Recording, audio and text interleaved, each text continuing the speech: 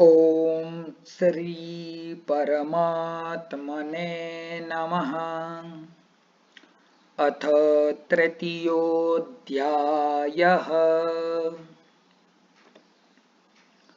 अथातः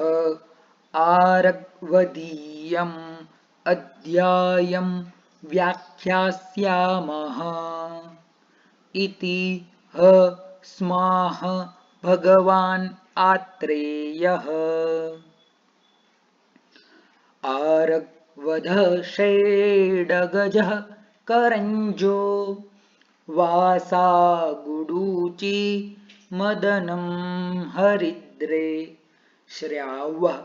सुरावः खदिरोधवश्च निम्बो विडङ्गं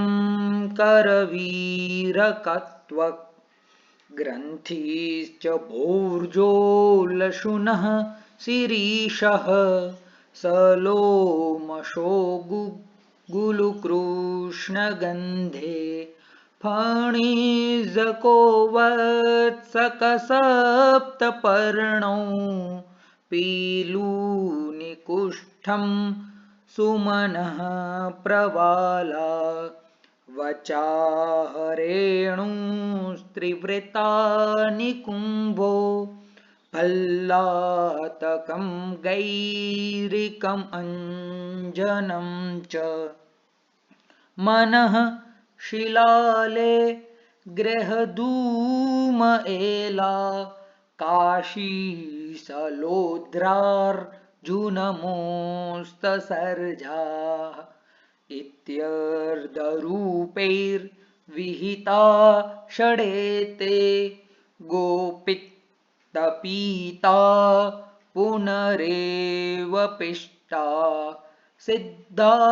परं सर्षपतैलयुक्ताश्चूर्णप्रदेहा भिषजा प्रयोज्या कुष्ठानिकृच्छ्राणि नवं किलाशं सुरेशलुप्तं किटिभं सदद्रु भगन्धरार्षास्य पचिं सपामां हन्युः प्रयुक्तास्त्वचिरान्नराणाम् कुष्ठं हरिद्रे सुरसं पटोलं निम्बाश्वगन्धे सुरदारुशिग्रु ससर्षपं तुं बुरुधान्यवन्यं चण्डां च चूर्णानि समानि कुर्यात् तैस्तक्रपिष्टैः प्रथमं शरीरं तैलाक्तम् उद्वर्तयितुं यतेत तेनास्य कण्डूपिडकासकोठा कुष्ठानिशोफाश्च समं व्रजन्ति कुष्ठामृतासङ्गकटङ्कटेरी काशीसकम्पिल्लकमुस्तलोद्रा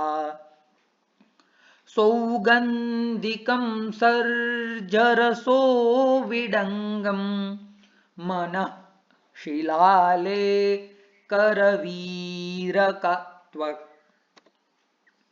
तैलाक्तगात्रस्य कृतानि चूर्णान्येतानि दद्यात् अवचूर्णनार्थं दद्रुसकण्डूकिटिभानि पामा विचर्चिका चैव तथैति शान्तिं मनः शिलाले मरिचानि तैलम् आर्कं पयः कुष्ठहर प्रदेह तुत्थं विडङ्गं मरिचानि कुष्ठं लोध्रं च तद्वत् समनः शीलं स्यात् रसाञ्जनं सप्रपुन्नाडबीजं युक्तं कपित्थस्य रसेन लेपः करञ्जबीजैडगजं सकुष्ठं गोमूत्रपिष्टं च परः प्रदेहः उभे हरिद्रे कुटजस्य बीजं करञ्जबीजं सुमनः प्रवालान् त्वचं समद्यां हयमारकस्य लेपं तिलक्षारयुतं विदद्यात् मनः शिलात्वक् कुटजात् सकुष्ठात् सलोमशः षैडगजः करञ्जः ग्रन्थिश्च भोर्जः करवीरमूलं चूर्णानि साध्यानि तुषोदकेन पलाशनिर्दाहरसेन चापि कर्षोद्धृतान्याढकसंमितेन दर्वीप्रलेपं प्रवदन्ति लेपम् एतं परं कोष्ठनिषूदनाय पर्णानि पिष्ट्वा चतुरङ्गुलस्य तक्रेण पर्णान्यथ काकमाच्या तैलाक्तगात्रस्य नरस्य कुष्ठान् युद्वर्तयेत् अश्वहनच्छदैश्च कोलं कुलत्था सुरदारुराश्ना माशातशीतैलफलानि कुष्ठं वचाशताह्वा यवचूर्णमम्लम्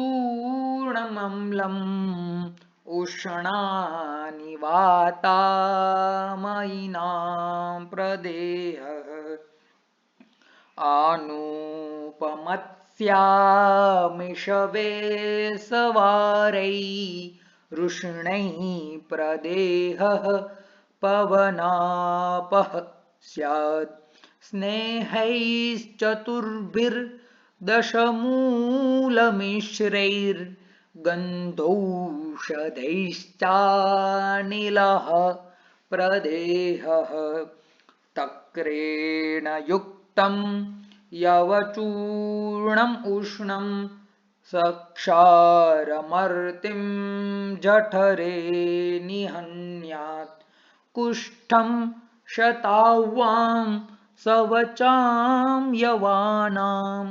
चूर्णं सतैलाम्लमुशन्ति वाते उभे शताह्वे मधुकं मधुकं बलां प्रियालं च कशेरुकं च घ्रेतं विदारिं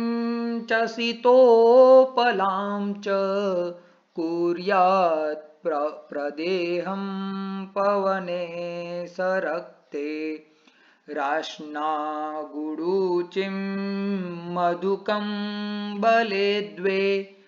सजीवकं सर्षभकं पयश्च घ्रेतं च सिद्धं मधुशेषयुक्तं रक्ता नीलार्तिं प्रणुदेत् प्रदेहः वाते सरक्ते सघृतं प्रदेहो गोधूमचूर्णं छगलीपयश्च न तोत्पलं चन्दनकुष्ठयुक्तं क्षीरोरुजायां सघृतं प्रदेहः प्रपौण्डरीकं सुरदारुकुष्ठं यष्ट्यावमेला कमलोत्पले च क्षीरोरुजायां सघृतः प्रदेहो लोहैरकापद्मकचोरकैश्च रास्ना हरिद्रे नलदं शताव्ये द्वे देवदारुणिसितोपला च जीवन्ति मूलं सघृतं सतैलम् आलेपनं पार्श्वरुजासुकोष्णम् शैवालपद्मोत्पलवेत्रतुङ्ग प्रपौण्डरीकाण्यमृणाललोद्रम् प्रियङ्गुकालेयकचन्दनानि निर्वापणः स्यात् सघृतः प्रदेहः सीतालतावेतसपद्मकानि यष्ट्यावमैन्द्रीनलिनानि दूर्वा यवासमूलं कुशकाशयोश्च निर्वापणः स्यात् जलमेरका च शैलेयमेला गुरुणीसकुष्ठे चण्डानतं त्वक् सुरदारुराश्ना शीतं निहन्यात् अचिरात् प्रदेहो विषं शिरीषस्तु ससिन्धुवारः शिरीशलामज्जकहेमलोद्रैस्त्वक्दोषसंस्वेदहरः प्रघर्षः पत्राम्बुलोद्राभयचन्दनानि शरीरदुर्गन्ध्यहरः प्रदेहः तत्र श्लोकः इहात्रिजः सेदतमानुवाच द्वात्रिंशतं सेदमहर्षिपूज्यः चूर्णप्रदेहान् विविधामयज्ञान्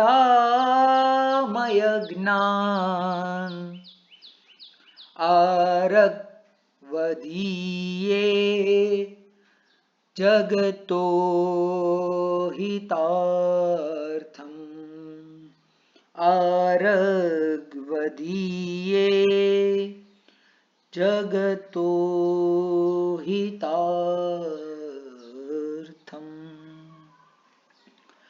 इति अग्निवेशकृते तन्त्रे चरकप्रतिसंस्कृते श्लोकस्थाने आरग्वदीयो नाम तृतीयोऽध्यायः। इति श्री धन्वन्तरि अर्पणम् अस्तु।